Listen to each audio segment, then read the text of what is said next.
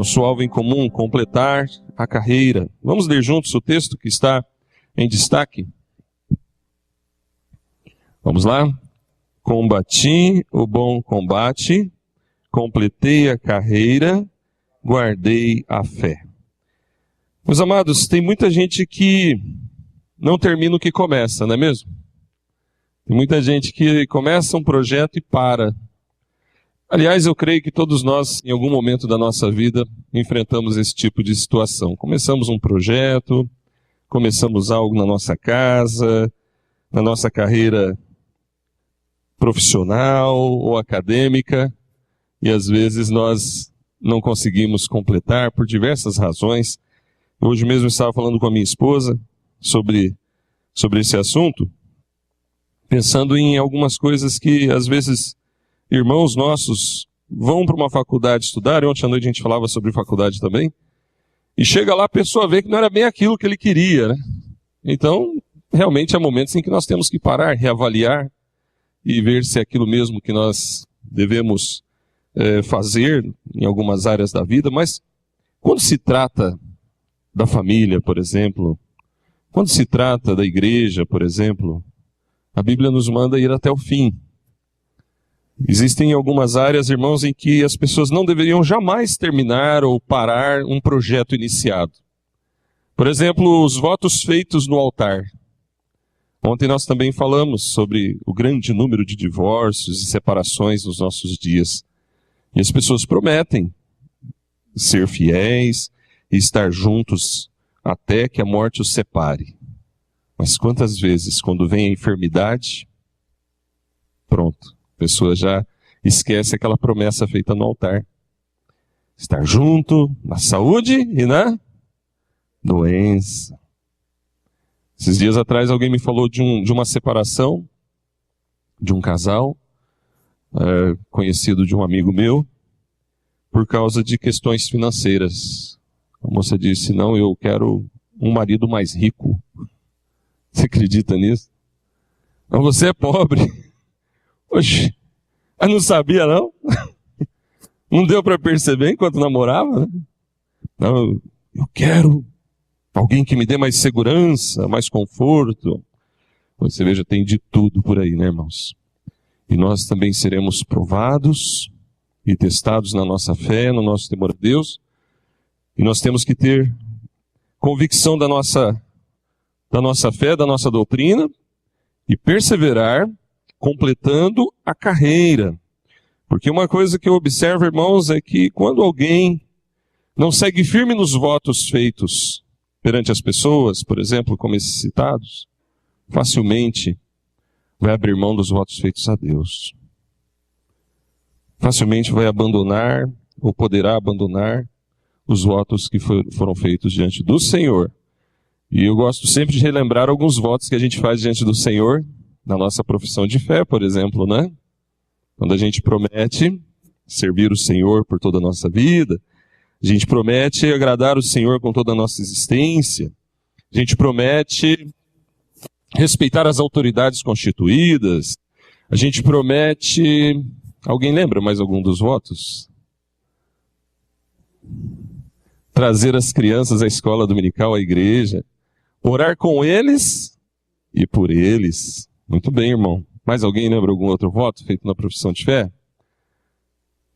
Frequentar a igreja, sustentá-la, né? Com sua oração, com seus dízimos e ofertas, lógico, né? Oração e presença. Estar presente, esse é um modo de sustentar a igreja também. Enfim, existem muitos votos que a gente faz, irmãos, e nós seremos provados na nossa permanência nesses votos. E é sobre isso que a gente queria falar nessa manhã. Vamos ao próximo. Muito bem. Ó. Louvado seja Deus, o irmão até já colocou. Então, irmãos, pode mudar, irmão. Como que nós vamos terminar? Como que nós vamos terminar a nossa carreira? Como que nós vamos chegar lá no final? Eu gosto de pensar nisso, irmãos, como se estivéssemos numa corrida, ou se estivéssemos num campo de batalha. Alguns soldados chegam no final da guerra como heróis. Outros chegam no final da guerra carregados por seus amigos. Interessante que Jesus contou uma parábola, falou sobre isso, onde alguém vai fazer uma festa, um senhor vai fazer uma festa, e algumas pessoas convidadas não quiseram ir. Parece que desistiram da festa. E então ele manda buscar os aleijados, os abandonados, os desprezados, e levá-los até, se fosse necessário, à força. Interessante, irmãos, às vezes a gente observa certas situações em que irmãos vão chegando no fim da carreira cristã, no fim da sua jornada, e parece que lá no final acontecem algumas coisas desagradáveis. Quantas histórias. Eles vão chegar, em nome de Jesus, mas como vão chegar? E a pergunta que eu faço para nós, irmãos, nessa manhã, como nós vamos chegar lá no final? Nós vamos deixar boas lembranças? As pessoas vão olhar para nós e dizer, olha, esse irmão aí era dos bons, hein? Esse irmão aí deixou um bom testemunho, escreveu uma história bonita. Ou será que vão olhar com certo ar de tristeza e lembrar algumas coisas que aconteceram na nossa carreira? Como vamos chegar lá no final? E nós temos que pensar, irmãos, em Romanos 8:37, vamos ler juntos? Em todas essas coisas, porém, somos mais que vencedores por meio daquele que nos amou. Nós temos que entender assim, interpretar assim a nossa jornada. E temos que sonhar com isso e desejar ardentemente chegar lá no final como vencedores. Somos vencedores por Cristo, em Cristo, pelos méritos de Cristo, pela graça de Cristo, mas nós temos que intentar chegar lá no final como aquela pessoa que ganhou almas, aquela pessoa que não desistiu, aquela pessoa que deu um bom testemunho, que fez a sua parte.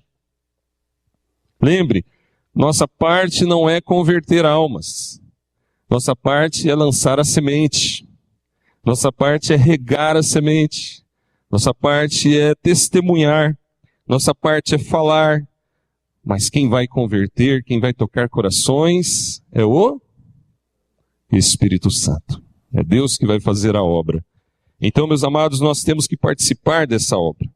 O apóstolo Paulo, irmãos, demonstra alegria quando ele diz, completei a carreira. E nós temos que lembrar, amados, que Paulo escreveu essa carta dentro de uma prisão. Veja, ele não estava sendo agraciado, né? Não estava sendo elogiado. Paulo, muito bem, Paulo, você conseguiu completar a carreira. Não, ele estava preso, abandonado por seus amigos, por irmãos. Estava triste, estava sofrendo. No entanto, meus amados, ele estava se sentindo bem por ter terminado a sua carreira. Alguns irmãos haviam deixado ele, haviam abandonado ele. Ele se sentia sozinho. Mas no final disso tudo, no final da sua jornada, ele está se regozijando em Cristo, dizendo, olha, eu completei a carreira. Eu estou com a minha consciência tranquila, eu completei a carreira, eu fui até o final. Eu creio que é isso que nós temos que intentar também e nos regozijar em Cristo, amados, desejando chegar lá no final da nossa carreira, com o nosso coração alegre, por ter completado, por ter feito a obra. Ser fiel até a morte, dar-te-ei a coroa da vida, promessa do Senhor, ordem do Senhor, e nós temos que almejar isso, amados. Então, amados, no final da carreira, nós vamos experimentar algumas coisas maravilhosas que o Senhor tem para nos dar. E nós temos que entender, então, amados, como que é a nossa carreira, do que ela é constituída. Ela tem começo, meio e fim. Começo da nossa carreira, amados, é o novo nascimento. O meio da nossa carreira é a nossa caminhada aqui na terra. E o final da nossa carreira é o fim da nossa jornada. Como nós vamos chegar lá no final? Então, o que nós necessitamos para complementar a nossa carreira com Deus? Eu observo, irmãos, que muitas pessoas estão nas igrejas, mas parece que nem começaram a carreira ainda. O texto em destaque de Colossenses 1:3 nos fala da libertação que o Senhor nos deu em Cristo Jesus. Ele nos libertou do império das trevas. Meus amados, o início da carreira é a vocação cristã, é o chamado de Deus na nossa vida. Ontem eu citei Augusto Nicodemos, né? E esses dias atrás eu li um outro artigo dele, onde ele dizia sobre os não convertidos nas igrejas. E ele falou assim: seria essa a causa de muitos dos nossos problemas? Não sei se alguém leu esse artigo do Nicodemos, mas está naquele blog Tempora Mores, que é o blog do reverendo Augustus, Solano Portela e Mauro Meister. E esses irmãos são uma bênção, são pastores presbiterianos. Aliás, o Solano é presbítero, e eles escrevem muito bem, pregam muito bem. Eu gosto muito de ouvi-los e caminhar junto, acompanhando algumas coisas que eles escrevem, né? E o Nicodemos colocou o seguinte: será que a causa de muitos problemas que as igrejas enfrentam não seria a causa de muitos problemas que algumas igrejas enfrentam não seria a falta de conversão, a falta do novo nascimento? E eu concordo com ele. Porque, irmãos, eu sou daquele tempo em que, até conversava ontem com o pastor, né, pastor? Tipos de igreja. Eu sou daquele tempo que se fazia apelo na igreja. Eu faço apelo na igreja. Às vezes eu chamo para ir na frente, às vezes eu faço esse tipo de convocação para quem sentir no coração ir lá na frente. Mas, geralmente, eu faço um apelo onde a pessoa, no seu lugar, faça uma oração, assumindo um compromisso com Deus diante daquilo que foi exposto na palavra. Mas muitas vezes, irmãos, a gente observa que as igrejas crescendo, na verdade, estão inchando, porque não há conversão. E quando a gente fala de conversão, amados, nós temos que compreender que não fomos nós que escolhemos o Senhor, mas Ele nos vocaciona, Ele nos chama, Ele nos traz para perto de si. Ninguém vai a Cristo, irmãos, pode mudar? Ninguém vai a Cristo porque quer simplesmente, eu vou me converter. Ótimo, maravilha. Mas é Cristo que nos leva. Então veja aí, irmãos, início, conversão, nascer de novo, aceitar Jesus. Esse é o começo da carreira. E depois, no meio da carreira, a nossa caminhada diária, o longo processo de vida cristã, que é uma bênção, que é uma dádiva. Não é fardo pesado demais, mas é uma alegria constante andar com Jesus. E o término da carreira, o fim da carreira, que será no momento da nossa morte, ou nosso arrebatamento, se Jesus voltar antes, e a nossa entrada no céu. E é interessante a gente pensar que aí então é que vai começar a melhor parte de todas, né? Lá na eternidade com o Senhor Jesus. E às vezes eu brinco dizendo que parece que a gente está fazendo um estágio aqui na Terra. Estamos estagiando aqui, aprendendo a servir a Deus, aprendendo a louvar a Deus, aprendendo a nos agradar das coisas de Deus, porque lá no céu será 100% Deus. Sem pecado, sem problemas, sem lágrimas, sem tentação, sem dificuldades, nós viveremos na plenitude do Senhor, na presença do Senhor para todos sempre. Amém, irmãos? E esse nosso desejo, essa nossa esperança, essa é a nossa confiança. Mas, amados, nós temos que lembrar o apóstolo Paulo, que estava chegando já no finalzinho da sua vida, ele diz com todas as letras, completei a carreira. E é sobre isso que a gente quer falar nessa manhã. Vamos ao próximo. Chamado de Deus. Nós cremos, amados, no que está dizendo esse slide aí. Uma vez salvo, salvo para sempre. Uma vez salvo, sempre salvo. Não vai perder a salvação nunca. Essa é uma doutrina que nós temos na igreja presbiteriana. E nós somos uma igreja reformada e nós cremos nisso. Cremos na eleição. Cremos que o Senhor Deus salva e aqueles que Ele salva não vão se perder de maneira alguma. E o apóstolo Paulo já convivia com certas situações onde ele enfrentou problemas nas igrejas onde ele pregou, onde ele ensinou. E uma das coisas que os evangelhos nos mostram, amados, é que aqueles que saíram do nosso meio nunca foram dos nossos. Isso é pesado, não é? Não é uma palavra pesada? Os que saíram do nosso meio nunca foram dos nossos, mas é bíblico. Então, irmãos, o que falta às vezes para alguns irmãos que estão com problemas e dificuldades, e aí é bom para a gente fazer uma autoanálise da nossa fé, da nossa convicção, e se houver alguma situação difícil hoje ou em qualquer momento da vida, a gente reafirmar a nossa salvação. Senhor, eu sou teu, Senhor. Pode chover canivete aberto, e daqueles suíço, né, que tem um monte de ponta. Pode chover pedra, pode chover canivete. Mas eu não vou abandonar o Senhor porque eu sou teu, em nome de Jesus. E esses dias a igreja tem acompanhado a libertação do José Dilson e da Zeneide. Os irmãos têm acompanhado também aqui? Que drama, hein, irmãos? Que situação dramática. Eu não sei se já saiu algum vídeo do José Dilson, algum vídeo dele falando, mas eu vi um da Zeneide. Vocês viram aquele vídeo que ela está falando, que tem um vento até... Lá venta bastante, hein? E a gente percebe, irmãos, que foi muito sofrimento, hein? 6 meses presos no Senegal.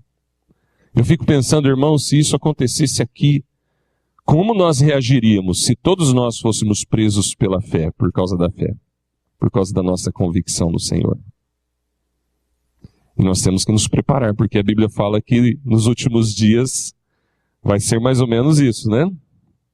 Ou nega Jesus e adora a besta, o anticristo, ou recebe a marca da besta, né, diz a Bíblia, ou poderá até ser morto por causa da sua fé. Veja, lembra do que eu falei ontem? Esse é um dos temas pouco pregados hoje em dia.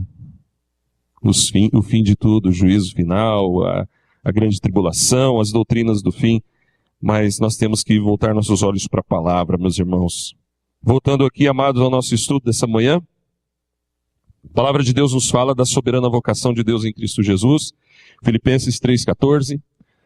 O prêmio da soberana vocação de Deus em Cristo Jesus. Veja, quantos textos onde a palavra de Deus nos apresenta a soberana vocação. Efésios 1, 4 e 5. Assim como nos escolheu nele antes da fundação do mundo, para sermos santos e irrepreensíveis perante ele, e em amor nos predestinou para ele, para a adoção de filhos, por meio de Jesus Cristo, segundo o beneplácito da sua vontade. Veja, a carreira cristã tem início, tem começo. Ele nos chama, ele nos convoca, ele nos toca, ele nos transforma. Pode mudar, irmão. Mas, amados, a Bíblia nos mostra um Deus eterno, Senhor do tempo, e ele interage no tempo. É interessante que quando a gente fala de carreira, a gente pensa num tempo, não é verdade? Um tempo de jornada. Quantos anos nós temos de vida? Esse é o nosso tempo. Quantos anos teremos? Essa é a nossa carreira. Nós temos um tempo aqui na terra. Mas Deus não está alheio a essa realidade, aos seus problemas, às suas lutas, às suas dificuldades. Ele está presente, meu querido irmão, irmã, e Ele interage na nossa vida, nos chamando no tempo certo, no momento dele. Eu não sei com quantos anos você se converteu. Eu não sei com quantos anos você teve um encontro real com Deus. Uma experiência particular com Jesus. Mas como é bom nós lembrarmos daquele dia, daquele momento, na nossa história, não é? Eu lembro mais ou menos algumas datas, e a gente faz bem de marcar isso, sabe? E recordar, e agradecer a Deus. Senhor, obrigado, porque naquele dia Tu entraste no meu coração. Naquele dia, Senhor, o Senhor me reconciliou contigo. Que bom, que maravilha nós sabermos que Deus entrou na nossa história, e Ele faz isso na hora certa, do jeito certo. 2 Timóteo 1,9, a Bíblia nos diz que Ele nos salvou e nos chamou com santa vocação. Veja lá o texto. Não segundo as nossas obras. Ah, se Ele fosse depender das nossas obras, né, irmãos? Nenhum de nós estaria aqui, na verdade? Não segundo as nossas obras, mas conforme a sua própria determinação e graça, que nos foi dada em Cristo Jesus, antes dos tempos eternos. Que bênção, amados. A vocação de Deus está presente em nossa vida. Pode mudar, irmão. Um outro texto que me chama a atenção, 1 Coríntios 1, 26 a 28. Irmãos, reparai, pois, na vossa vocação. Veja, o termo vocação, como é mencionado na Bíblia, é o início da sua carreira, da minha carreira. Visto que não foram chamados muitos sábios segundo a carne, nem muitos poderosos, nem muitos de nobre nascimento. Pelo contrário, Deus escolheu as coisas, o que, irmãos?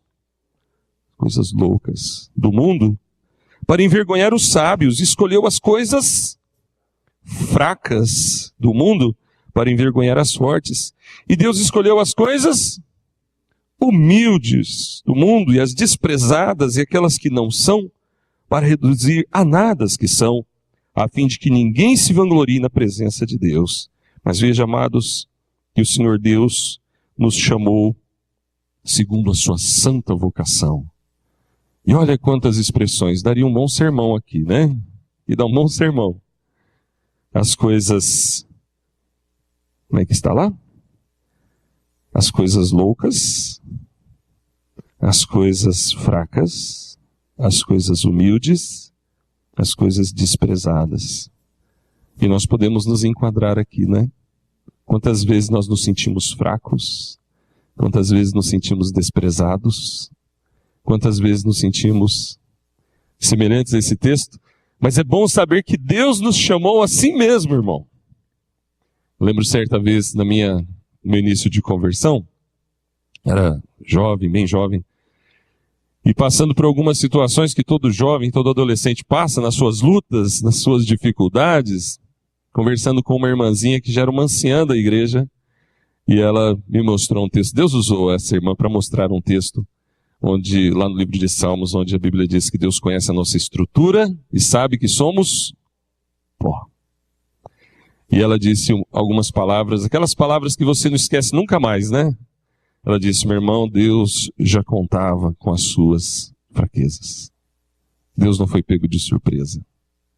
Essa confiança na vocação de Deus, amados, confiança na graça de Deus, que nos faz perseverar na carreira cristã. A confiança, a convicção de que Ele nos chamou, de que Ele nos convocou. Existem alguns sinais da vocação de Deus. Vamos ver o próximo se... não, pode deixar assim, tá? Essa parte agora eu não coloquei. Existem alguns sinais, vou procurar ser rápido, mas peço que os irmãos me ajudem na leitura. Vamos abrir as nossas Bíblias. Alguém lê para nós Apocalipse 3:20. Apocalipse, capítulo 3, versículo 20.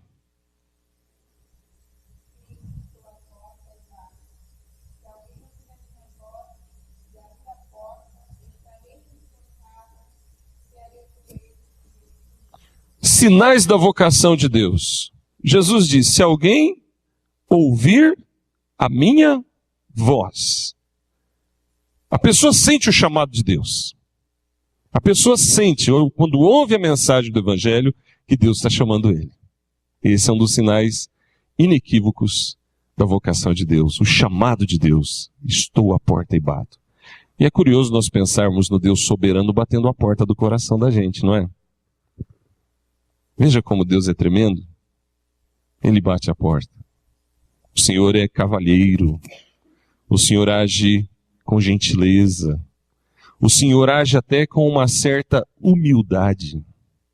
E o próprio Senhor Jesus, amados, que diz essas palavras, é o exemplo máximo de humildade. Ele deixou a sua glória para se encarnar, para se tornar homem. Mas lembremos sempre, Jesus é Deus. Jesus é Deus. Não é o Deus Pai, Ele é o Deus Filho, mas Ele é Deus. Curioso nós observarmos como alguns irmãos têm dificuldade de encarar Jesus como Deus. Peraí, Deus para muitos é o Deus Pai. Jesus? Não, Jesus é Deus sim, meu irmão. E tem mais um ainda, hein? A terceira pessoa da Trindade. O Espírito Santo é Deus. Mas a nossa mente é tão fraca, tão falha, que muitas vezes inconscientemente a gente cria uma hierarquia, Pai, Filho e Espírito Santo. Como se o Deus Pai fosse Deus. Jesus e o Espírito Santo. Não. Deus é Pai, Filho e Espírito Santo. Deus triuno. Então Deus habita dentro de nós e Ele bate a porta do nosso coração, meus irmãos. E não é só na conversão, viu? Só um adendo aqui. Ele bate a porta do nosso coração também quando Ele nos quer transformar, fazer melhores, transformar alguma coisa na nossa vida, na nossa jornada, na complementação da nossa carreira. Existe alguma área que você está precisando ser transformado? Eu tenho várias. Não vou falar aqui, senão o tempo acaba. Isso é particular, é cada um.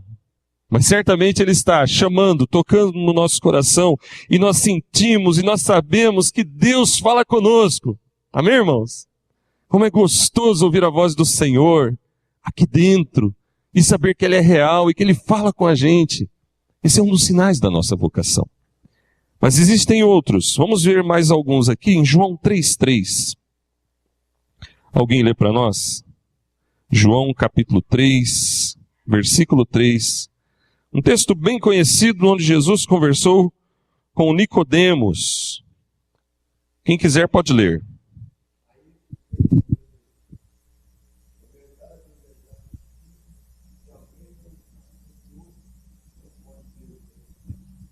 Irmãos, lembra daqueles temas que muitas igrejas e pregadores estão omitindo nesses dias?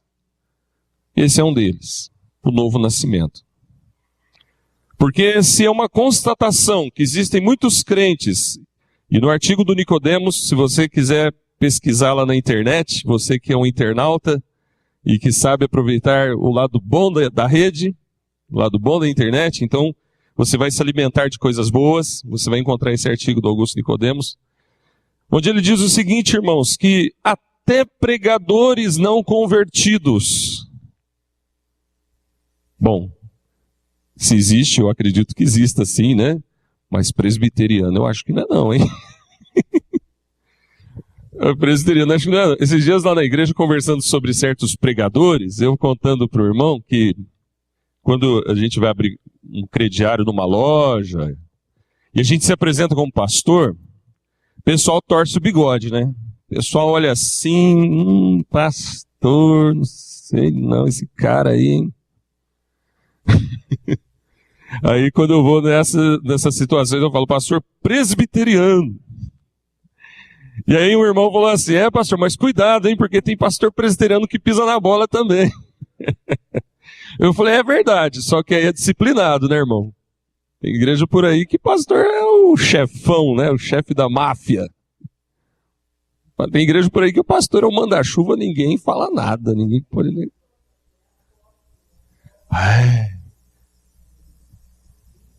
Agora tem mais um, patriarca. Acredita? Agora tem pastor se autodenominando apóstolo, bispo, e agora tem patriarca, né? Que absurdo, irmãos, que dias difíceis nós estamos vivendo, não é mesmo? Onde pregadores, até pastores, dão sinais de não haverem se convertido. Esse é um dos sinais da vocação de Deus, é o novo nascimento. Talvez, irmão, você não marcou o dia do seu novo nascimento. Não tem problema. O que importa é você dizer, antes de conhecer Jesus, eu era de um jeito. Hoje eu sou de outro jeito. Porque Ele mudou meu coração. Dois exemplos interessantes e edificantes. Uma irmãzinha, muito humilde, convertida ao Senhor Jesus, começou a evangelizar a patroa. Ela era diarista. E começou a convidar a sua patroa para ir à igreja, conhecer Jesus. E aquela mulher, não sei se empresária ou profissional liberal, talvez se sentindo muito sábia, né? Falou para ela, mas Dona Maria, a senhora vem me falar de Jesus, está cheio de gente por aí que se diz crente, pastor e tal, e tem tanta coisa errada. E a senhora não tem nem estudo. Como a senhora pode dizer que Jesus entrou no coração da senhora? A senhora nem sabe o que está falando, a senhora não tem estudo. E realmente era uma senhora muito humilde, mas ela disse assim, olha como o Espírito Santo, acabamos de ler lá em Coríntios, Deus usa as coisas loucas para reduzir a nada as coisas sábias, que se julgam sábias, né? E ela disse assim, olha, dona fulana, não lembro o nome da patroa agora, olha, dona, eu sei que eu não sei muita coisa, eu tenho que aprender muito. Mas a minha vida mudou depois que Jesus entrou no meu coração. Porque agora quando eu estou lavando a roupa aqui na casa da senhora, eu estou lavando para Jesus. Quando eu estou arrumando a louça para Jesus. Quando eu estou fazendo o serviço da casa, trabalhando, estou fazendo com alegria, porque eu estou fazendo para Jesus. Olha que testemunho, hein? Que simplicidade, hein? E como fala o nosso coração? Quantas vezes estamos murmurando diante de algumas situações que são facilmente resolvidas, outras nem tanto, é verdade, mas temos que ter essa disposição, amados, de que já não sou eu mais quem vive, mas Cristo vive em mim. E esse viver que agora vivo pela fé no Filho de Deus. Essa é a convicção do novo nascido, aquele que se converteu, que foi vocacionado. Esse é um dos sinais da vocação de Deus, o novo nascimento, a mudança que acontece na nossa vida. E eu disse que eram 2 exemplos. O segundo exemplo que eu me lembrei aqui era de um irmão, e quando chegou lá no conselho da igreja para ser examinado antes da profissão de fé, uma semana antes, como de costume, né? Foi questionado em alguns pontos da confissão de fé de Westminster. Já viu aquelas reuniões assim para examinar candidato? Eu não sei como que os irmãos costumam, o pastor me desculpe, né, falar assim, mas eu procuro tratar o novo nascido como novo nascido. Poxa, você vai fazer pergunta da confissão de fé de Westminster, página tal, item tal, para um sujeito que se converteu há menos de 1 ano, que agora quer ser batizado e passar pela profissão profissão de fé. Como questionar pontos às vezes difíceis que crentes antigos não se lembram? E o irmão queria fazer um monte de perguntas. Eu falei, irmão, se você perguntar para mim tudo isso aí, eu acho que eu não lembro. Eu teria que pesquisar, que eu não tenho mente fotográfica, eu tenho que ir lá ler o que os irmãos escreveram. Eu sei a doutrina, obviamente, mas as palavras, os itens, é difícil, né? Ô, meu amado, maravilha, obrigado, Deus abençoe. E então, chegou na hora, o irmão fez uma das perguntas mais simples da confissão de fé de Westminster. Qual é o fim principal do homem? Alguém se lembra?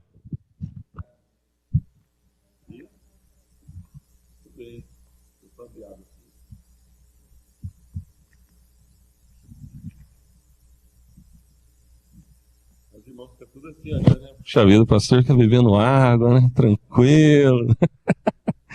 Se eu quiser beber, eu tenho que ir lá embaixo, né? Mas é que a gente fica falando muito, irmãos, ainda a garganta vai ficando seca, é difícil, né?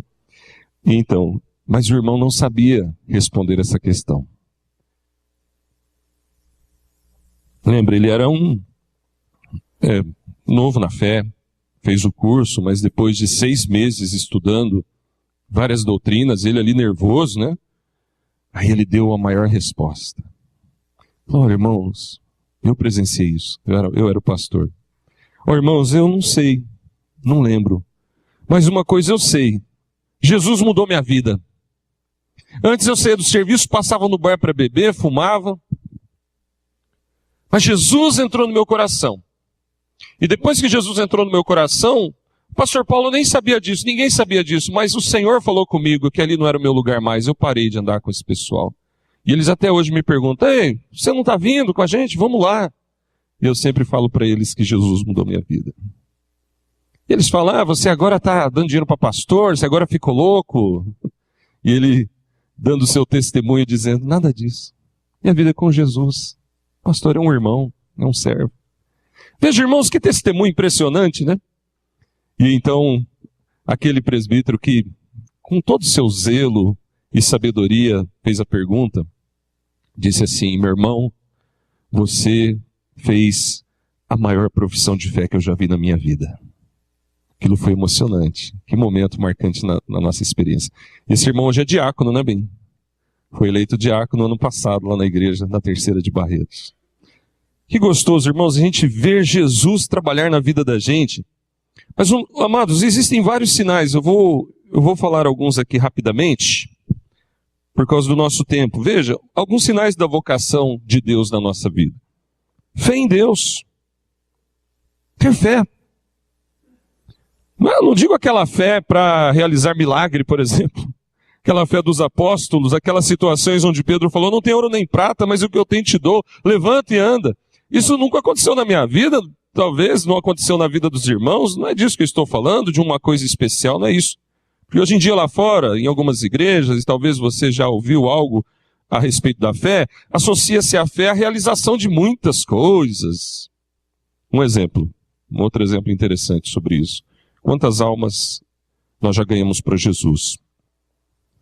Alguém poderia dizer, olha, eu já ganhei muitas almas para Jesus. E eu diria, não se glorie disso, Deus te usou. Porque um semeou e o outro colheu. Talvez a gente, como pastor, seja muito privilegiado de ver pessoas se convertendo, ver pessoas se aproximando, querendo fazer a profissão de fé, querendo ser batizado, querendo servir a Deus. Que bênção, que gostoso, que glória o Senhor nos concede, a alegria de servi-lo. Mas a gente tem que reconhecer que foi o irmão, a irmã, que levou aquela pessoa a Cristo. Nós somos apenas servos. Então a gente não pode se gloriar disso. E certa pessoa disse certa vez, um pastor, que ele tinha um livro onde ele anotava o nome das pessoas que ele havia ganho para Cristo. E ele, de certo modo, se gabava, dizendo que era através da fé que ele tinha realizado aquelas obras. E então, conversando com um velho pastor velhinho, e ele pega aquele livro, fazia de conta que era assim, né, como essa Bíblia, e chega para aquele pastor ancião e fala: olha, tá vendo isso aqui, pastor? Aqui tem os nomes das pessoas que eu já ganhei para Jesus. E aquele pastor sábio, já de cabelos brancos, olhou para ele e falou assim: filho, você anota tudo isso? Eu anoto, porque Deus me usou para ganhar essas almas. E o senhor? E perguntou para o pastor ancião: e o senhor sabe os nomes? O senhor gravou isso das pessoas que o senhor ganhou para Jesus? Talvez questionando, será que ele ganhou mais gente do que eu? E esse pastor olhou para ele e falou assim: não me lembro muito os nomes, mas eu lembro de um. Billy Graham. Você já ouviu falar do Billy Graham? Ele havia sido usado por Deus na conversão de um dos maiores evangelistas da história da igreja cristã, Billy Graham. Então veja, irmãos, que a questão da fé não é a realização de muitas obras, mas é ter sempre algo a dizer daquilo que Deus está fazendo na sua vida. Você não precisa de ter sido usado por Deus para ganhar um Billy Graham, por exemplo, ou 100 almas ou 200 almas, mas se Deus te chamasse hoje, quais seriam as provas da sua fé? E a fé, amados, é provada no dia a dia, né? Na hora que os problemas surgem em casa, no nosso zelo, na nossa esperança, na nossa perspectiva positiva de que dias melhores virão, de que essa igreja vai encher de gente aqui, que haverá um monte de jovens vindo para a igreja de Porto Ferreira. Amém, irmãos? Um monte de crianças. Fé, irmãos, para imaginar os irmãos procurando um terreno maior para construir um templo maior. Já pensou que legal? Fé, irmãos, na esperança que essa igreja vai lançar novas estacas e plantar novas sementes e quem sabe começar congregações aqui na cidade ou nas cidades vizinhas. Grandes coisas Deus pode fazer na nossa vida. Nós temos que ter esperança. Por exemplo, irmãos, uma coisa que me impressiona, e tem tudo a ver com a carreira da gente aqui na Terra e com fé, é a inércia de muitos jovens que eu vejo, não aqui que eu não conheço ninguém, na sua carreira profissional. É um absurdo, irmãos. 5 mil, 10 mil, esse ano 2013, me parece que 12 mil vagas em cargos públicos, com um salário inicial de média de R$2.500 a R$3.000, mais benefícios. E o que precisa? Prestar o concurso e passar. E eu conheço um monte de jovens que nem vai saber dessas coisas, nem vai olhar. Que fé é essa? Que o sujeito não ganha nem R$1.000 por mês com 20 anos, com 21, que não sonha, que não almeja. E esse é um dos grandes problemas da nossa igreja, irmãos. Deixamos de falar de dinheiro na igreja presbiteriana por causa das igrejas que só falam de dinheiro. E a gente parece que condiciona a fé apenas ao plano espiritual. Peraí, mas o espiritual está ligado ao material. Não estou dizendo que o cara tem que ser rico. Não, não é isso. É rico espiritualmente em Cristo Jesus. Mas a Bíblia diz, já vi o justo, já fui moço, agora sou velho, mas nunca vi o justo desamparado. E nem a sua descendência a mendigar o pão. Ora, é normal para um moço querer casar, não é? Não é normal para um moço querer casar? Normal, né? A partir dos 12 anos, todo moço, toda moça começa a sentir certos impulsos naturais no seu corpo físico, biológico e também nas suas emoções. Já começa a pensar em casar, em constituir família, não é? As meninas desde pequenininha brincam de boneca, de ser mamãe, etc. Isso faz parte da vida. Agora veja, como o cara quer casar se ele já tem 20 e poucos anos e não tem nada na carteira profissional? Zerada. Se precisa de ajuda até para tomar um sorvete. Meu pai amado, comecei a trabalhar com 12 anos. Eu sei que os irmãos são batalhadores também. Crente é batalhador. Mas, meus irmãos, a gente tem que sonhar grande, porque nosso Deus é grande. Eu falo para os irmãos, sonha, irmão, tudo bem se você vai ser peão, empregado, amém, Deus te abençoe, glória a Deus, seja um bom servo de Deus onde Deus te colocou. Mas sonhe, almeje em alcançar bênçãos na sua vida. Os mais novos, então, né? Eu digo sonho, isso é fé, irmão, isso é fé prática. E leva o sujeito a agir, a trabalhar, a estudar, a economizar, a saber dar seus passos. Faz parte da carreira cristã, né? Eu digo para o pessoal das igrejas onde eu posso pregar, para sonhar grande. Eu digo para os nossos filhos, temos 2 filhos, coloca sempre Deus em primeiro lugar. Mas pense em ter um bom plano de saúde, quando você puder. Pense em pôr os seus filhos numa escolinha legal, quando você for casado, casada, chegar os filhinhos. Pense em ter um carro. Se for para andar a pé, glória a Deus, né? Perna não tem preço, né, irmão? Eu andei muito a pé, os irmãos andam a pé, todo mundo anda a pé, anda de ônibus, maravilha, glória a Deus, aleluia. Ninguém está reclamando de nada. Mas se puder ter um carro é melhor, não é? Noite de frio, chuva. E é um fenômeno lá em São Paulo, não sei se aqui acontece o mesmo. Os irmãos, o irmão está gravando, os irmãos depois lá vão assistir, né? Mas é um fenômeno na capital. Arma o tempo de chuva, tem gente que não sai de casa mais para ir na igreja. Sai de segunda a sábado para trabalhar, mas para ir na igreja domingo, estava chovendo. O sujeito tem carro na garagem. Não sei se aqui acontece esse fenômeno, né? É igual, irmão. É crente de sal ou de açúcar? Tem medo que ferve? Crente de sorriso, essa é boa. Pode ser de gelo também, né? Crente de gelo, que o gelo na água derrete, então não vou sair na chuva, não vou derreter. São coisas assim que a gente não entende. Mas ajuda, não ajuda um carrinho na garagem? Mas tem que ter o dinheirinho, não é? Tem que pagar ele, tem que manter ele, né? Então tem que ter um bom salário, tem que pensar, tem que sonhar, tem que almejar. E uma pessoa hoje com nível superior pode sonhar mais ainda. Então tem que pensar em fazer faculdade. Mas, meus amados, sempre colocando Deus em primeiro lugar. Sempre colocando o Senhor em primeiro lugar. E nós recebemos uma bênção, né? Nossos filhos estão estudando e trabalhando. Então, minha filha chega um dia, nossa filha, né? Foi minha que eu estou aqui, mas a Marlene está aqui comigo.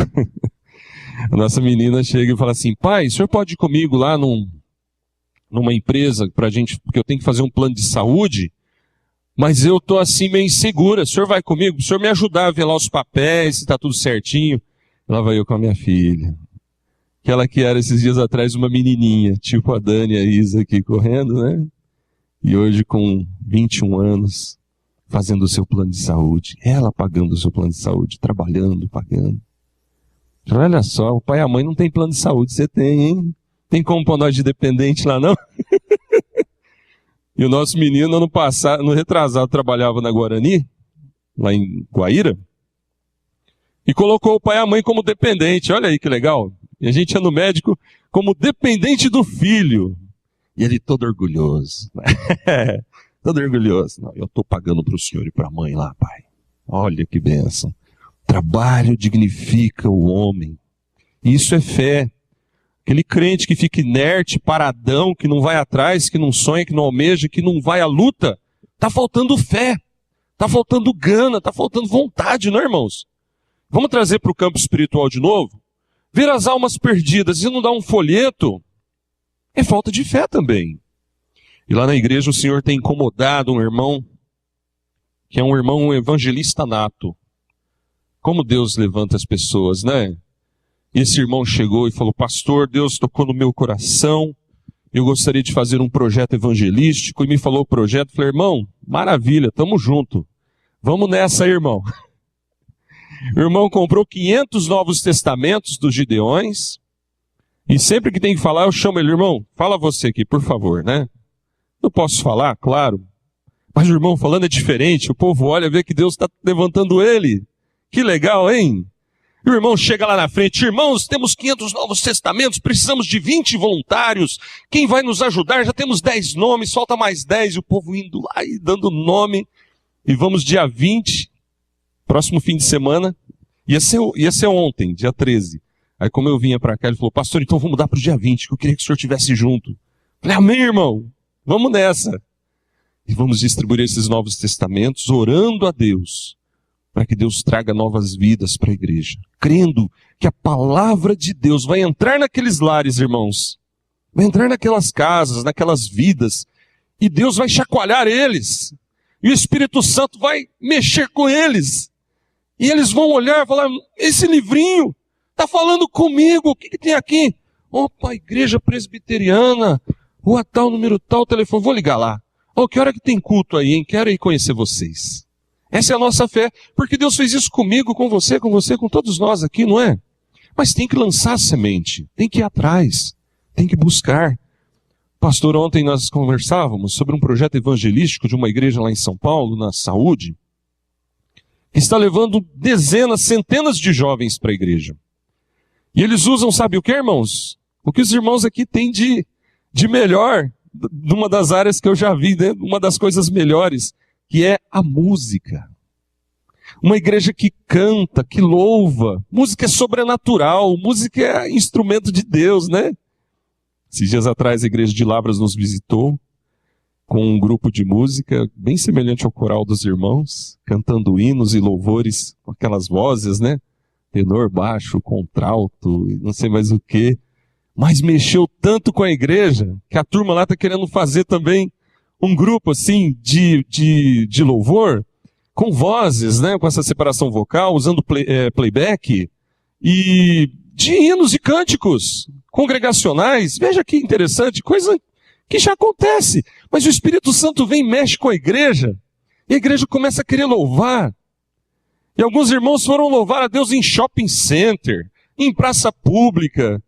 E essa igreja usando a música para 3 jovens, alugaram lá um cinema e começa a cantar e louvar e os jovens são convidados e enche de gente lá.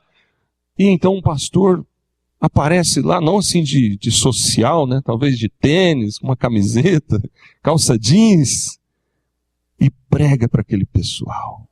E o pastor me contando da experiência deles em registro, né, pastor? Quantos jovens mais ou menos vocês ajuntavam lá?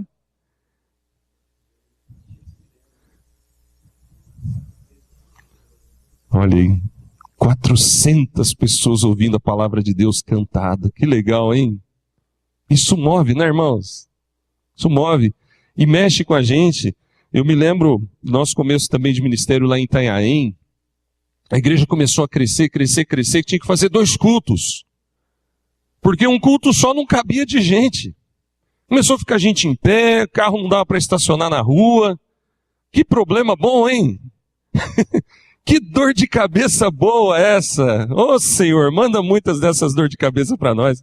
Já pensou, pastor, os vizinhos aqui, não tá tendo jeito, tá muito carro aí na rua. O que vai fazer? Que problema bom, hein? A igreja lotada de gente, então o conselho resolveu fazer 2 cultos, um às 6, outro às 8. A igreja tinha um terrenão lá no fundo, à venda, e então Deus tocou o coração de um presbítero do conselho, né? E o conselho lançou o projeto, e Deus mexeu com um dos presbíteros da igreja, que era abençoado na área financeira, e ele chegou para o conselho e falou assim, olha, eu dou metade. Ô, glória! Que confirmação, hein? Deus mexeu no coração do irmão, ele viu a obra de Deus, e a igreja comprou o terreno, e começou o projeto de construção, e hoje tem um templo lá grandão, e o antigo templo virou salão social. O salão de culto virou salão social. E na parte assim, você vai entrando, tem um corredor lá no final, está lá o templo grandão, bonito, em fase de acabamento. Isso é obra de Deus, irmãos. É Deus que faz isso, mas a fé vai nos movendo na nossa carreira, na nossa jornada, na igreja, na casa de Deus, na família, e a fé nos dá uma perspectiva positiva. Esse é um dos sinais da vocação de Deus na nossa vida, mas tem muitos outros. O temor a Deus, a confirmação da obra de Deus no nosso coração, o desejo pelo leite espiritual, desejo pelo alimento da palavra, a fome de Deus, a tristeza pelo pecado cometido é um outro grande sinal da nossa vocação. É como um espinho dentro da gente, igual uma pedra no sapato, doendo, incomodando, até que nós buscamos o Senhor e a gente fala, Senhor, tira isso de mim, Senhor, não quero mais ser assim, me transforma. Isso é um sinal tremendo da vocação. Eu lembro uma igreja onde eu fui pastor, e eu tinha lá um oficial que era meio bravo, né? Aquele irmão nervoso, que todo mundo tem medo de falar com ele as coisas, que ele solta até fumaça pelas ventas, né? Todo mundo pisando em ovos. E se falar alguma coisa, o irmão fica bravo, né? E eu logo detectei, como pode um crente com tanto tempo de igreja ser assim até hoje? Irmãos, eu já quebrei a mão de dar murro em parede. Trabalhava numa transportadora e ficava tão bravo com o meu chefe, eu dava tanto murro na mesa e na parede, que um dia o dedo não mexia, fui no médico, tinha quebrado aqui, olha. Tive que engessar daqui até aqui. E aí eu digitava com a mão esquerda e o dedão. Ah, vai jumento burro, vai dar murro em parede, tá aí agora com a mão quebrada, né? Parece um jumento burro, né? Tadinho do jumento. Jumentinho carregou Jesus, né? Então a gente dá uma de burro às vezes, fazendo coisa que não deve. E ainda o jumento leva a culpa, né? Então, irmãos, eu fui muito nervoso. Eu acho que a gente tem que pensar, eu sou, mas Deus está cuidando de mim. Porque se a gente falar assim, olha, agora tá tudo bem, de repente você, tropeça e cai de novo, né? E esse irmão era assim, muito iracundo. E, irmãos, um dos sinais da vocação é a tristeza pelo pecado, não é? A Bíblia nos diz, irmãos, restitui-me a alegria da tua salvação. Veja, sinal da vocação. E eu sei que foi difícil algumas coisas que ocorreram lá naquela situação, mas depois eu vinha saber que aquele irmão estava doente. Quando aconteceram algumas coisas, e um dos presbíteros falou assim para mim, pastor, o senhor não sabe, mas ele está tomando uns remédios daqueles faixa preta. Ele está com tanto problema na casa dele, mas não dá para comentar isso aqui. Então comecei a perceber, irmãos, que o fardo que ele carregava era mais pesado do que o meu. E Deus foi me dando uma compaixão, um carinho tão grande. E um dia lá depois do culto eu dei um abraço nele. Quase dei um ósculo santo nele. Um amor de Deus assim. Eu dei um abraço. Falei, irmão, conta comigo, irmão. Que Deus te abençoe. Eu não podia falar que eu sabia do problema, mas eu tinha que falar do amor que Deus estava me dando ali. Falei, irmão, Deus te abençoe. Conta comigo. Que Deus te ajude nessa luta, na jornada. E então Deus começou a trabalhar e mudar. Hoje, graças a Deus, Deus tem transformado esse irmão. Mas veja, irmão, Deus trabalhou na vida dele para dar a ele o desejo de mudança. E Deus trabalhou na minha vida para dar para mim o desejo de aproximação. Porque quando você vê um pitbull nervoso, ninguém vai querer fazer cafuné no bicho, né? Meu cunhado é carteiro, ele foi pôr uma carta e o pitbull grudou no braço dele. E pitbull não larga, você já viu? Gruda e fica pendurado, né? E ele lá com aquele bichão pendurado e gritando, aí a mulher veio e tirou o cachorro do braço dele. Ele falou que agora ele chegava na casa com todo cuidado, ver se o bicho está aí para pôr a cartinha, senão leva uma mordida.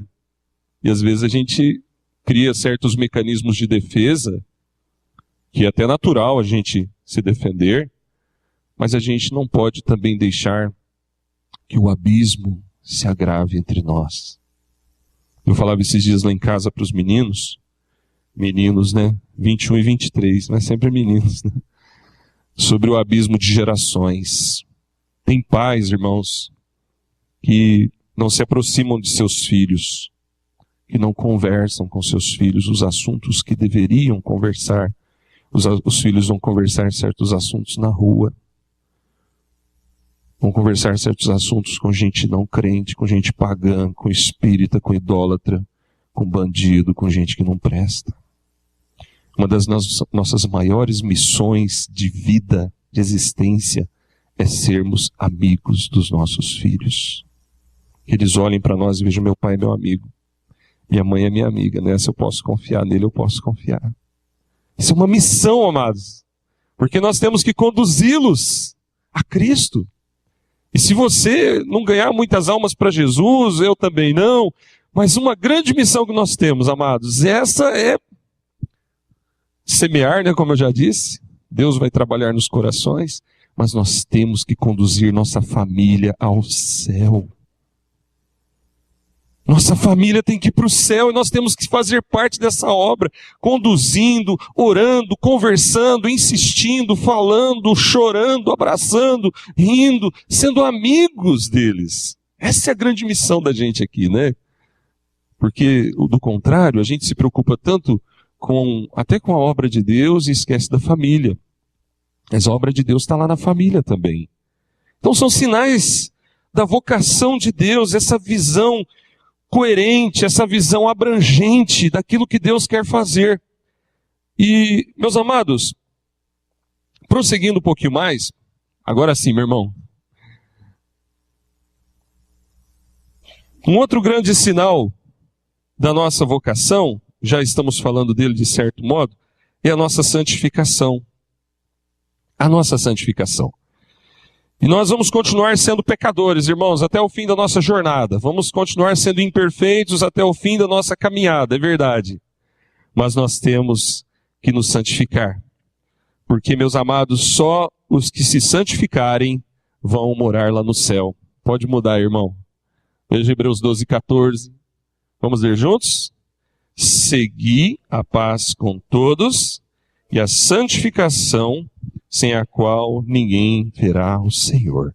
Lembra que esse é um dos temas que muitas igrejas não estão pregando muito atualmente? É verdade. Porque se falar muito de santificação, tem gente que não gosta, sabe? Alguém chegou para um pastor uma vez e falou: pastor, não fica falando muito de pecado não, que os crentes somem da igreja. Poxa, mas devia ser o contrário? Devia ser: pastor, prega contra o pecado, porque as pessoas estão sumindo da igreja. Teve um outro sujeito que foi num programa Amor e Sexo falou umas baboseiras lá. Como é que pode, né? A pessoa perder de vista a santificação em nome do amor. Ah, Deus ama o gay, Deus ama a prostituta, Deus ama o travesti. Tá, então é ele que se converta, né? Primeiro grande sinal do crente é o novo nascimento. Ora, se não há conversão, não houve nada, está ainda em pecado. Então, irmãos, são dias difíceis, viu? Dias em que pregar sobre santificação é chamado de farisaísmo. A gente prega sobre santificação, tem gente que chama a gente de fariseu. Peraí, vamos à Bíblia. Jesus falou sobre isso o tempo todo, a Bíblia fala sobre isso o tempo todo. E texto aí do reverendo Hermes Tem Maia, a doutrina da santificação pode ser definida como o ato sobrenatural que se inicia com a regeneração, consistindo no progressivo abandono do pecado em direção a Deus. Reverendo Hermes Tem Maia, muito abençoado esse servo de Deus. Meus queridos, não é que a gente é perfeitinho, não é que a gente é melhor que os outros, não é que a gente é santarrão, sabe? Não é isso. Todo mundo é pecador, todo mundo é imperfeito, mas nós temos que buscar a perfeição. Santificação é a busca da perfeição. Olha, eu preciso melhorar nessa área, eu tenho que me incomodar com isso, eu tenho que ser um crente melhor para a glória de Deus. E a gente caminha nessa direção. Veja o texto de Filipenses 3, 12 a 14. Paulo dizendo, serve para todos nós aqui, né? Não que eu tenha já recebido ou já obtido a perfeição. Paulo está dizendo o que eu acabei de falar. Não sou perfeito. Mas prossigo para conquistar aquilo para o que também foi conquistado por Cristo Jesus. Irmãos, quanto a mim, não julgo havê-lo alcançado. Mas uma coisa faço, vamos ler juntos agora? Esquecendo-me das coisas que para trás ficam e avançando para as que diante de mim estão, prossigo para o alvo, para o prêmio da soberana vocação de Deus em Cristo Jesus. Veja que num dos passos da santificação está o esquecimento das coisas do passado, né? Paulo, certamente, amados, tinha muita coisa triste para se lembrar, não é verdade? Lembra a história de Estevão? Paulo estava lá. Paulo permitiu que Estevão fosse apedrejado. Se no processo, amados, da nossa caminhada cristã, na nossa santificação, na complementação da nossa carreira, nós não deixarmos para trás as coisas do passado, as memórias do passado, aquilo vai nos atormentar o tempo todo. E nesse processo nós temos que clamar, Senhor, limpa minha mente, Senhor, trabalha no meu coração, trabalha na minha alma, para que as memórias do passado não sejam o nosso coveiro que vai nos enterrar. E nem seja o nosso carrasco, o nosso verdugo que vai nos espancar todo dia. Mas seja como uma lição que ficou, um aprendizado. Isso é santificação. A gente lembra do passado, mas aquilo não nos trai, não nos derruba, não nos machuca, mas a gente lembra do nosso passado, de qualquer erro cometido. Não precisa ser um erro grotesco. Erros menores também nos incomodam, lembranças daqueles erros.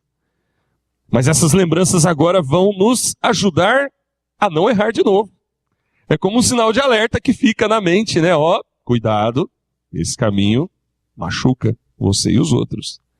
Mude de estratégia, mude de tática, mude as palavras. Prosseguindo. O pecado, meus irmãos, vai continuar em nossa peregrinação, exercendo influência na nossa vida. Por isso, amados, que qualquer conceito de perfeccionismo que afirme que o crente não peca mais é antibíblico. Somos imperfeitos.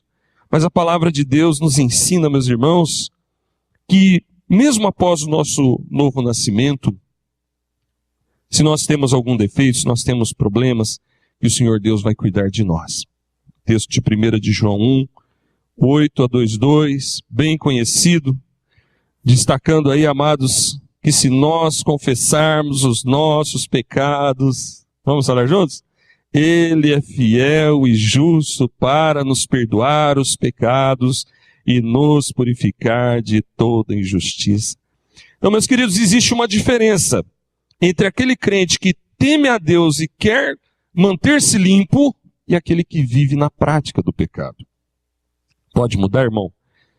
Veja 1 de João 3, versos 6 e 9. Todo aquele que permanece nele não vive pecando. Todo aquele que vive pecando não o viu nem o conheceu. Todo aquele que é nascido de Deus não vive na prática de pecado, pois que permanece nele é a divina semente. Ora, esse não pode viver pecando, porque é nascido de Deus. Tem um pastor amigo meu que pastoreou uma igreja e ele disse que depois de algum tempo ele viu que a igreja não estava assim crescendo, progredindo. E ele orando a Deus: Senhor, o que está acontecendo, Senhor? Por que a igreja não cresce? Por que as almas não vêm? O que está havendo, Senhor? Tem misericórdia. E então, era uma igreja... Tem mais quantos minutos? Mais quantos minutos tem? Mais 10. Então tá. E ele falou que num dia ele tinha que fazer uma visita. Era uma igreja rural, uma igreja na roça, como se diz, né? Lá naqueles campos. E um presbítero falou assim para o filho: Filho, leva o pastor lá para visitar o seu fulano. Tinha que andar no mato, assim, aqueles caminhos, chama caminzinho. Lá em Barretos a gente fala caminzinho, que é uma trilha no pasto até chegar num determinado local. E alguns minutos de caminhada, ele e aquele jovem conversando sobre a igreja. E então o menino fala assim: Pastor, o senhor conhece o seu fulano? Conheço, membro da igreja. O que tem? Pastor, o senhor não sabe, ele anda com uma faca na cintura. E ele falou que se alguém mexer com ele, ele mete a faca. Misericórdia, sério, fulano? É. Pastor, o senhor conhece o seu Beltrano? Conheço. O que tem? Não, ele vive dando pinote nos outros. Ele vende um cavalo, o cavalo está doente. Ele vende a carroça está quebrada. Aquele marreteiro da roça, né? Já vi marreteiro em cidade, dá uma garibada no carro, vende o carro como se estivesse bom. Aí o carro anda um pouquinho, para tudo. O problema não é meu, né? Te vendi e estava bom. E esse menino foi contando para o pastor uma série de coisas que havia na igreja. Veja, irmãos, o pecado, quando agasalhado, enfraquece a gente. E se o pecado ficar escondido dentro da igreja, enfraquece a igreja. Então a santificação nos leva para um caminho de aperfeiçoamento. Volto a dizer, irmãos, não é farisaísmo. Não é dizer que é melhor que os outros. Pelo contrário, Jesus, o maior de todos, se fez servo. se fez humilde. É sermos humildes, sermos amáveis. Mas uma coisa é uma coisa, outra coisa é outra coisa, não é, irmãos?